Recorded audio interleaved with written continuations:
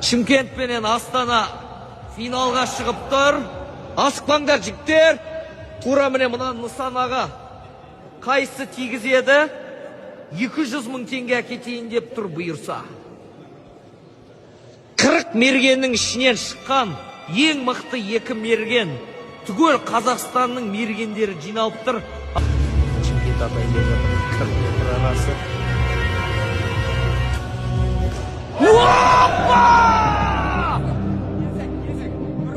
Бір мүмкіндігі бар ма? Шымкент тигізді, ана қараш.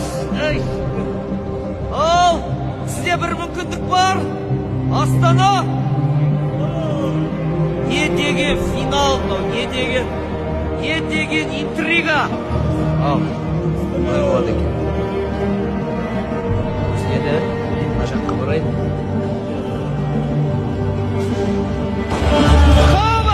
Сонымен жеңіске Шымкент жетті! Нағыз сұр мерген!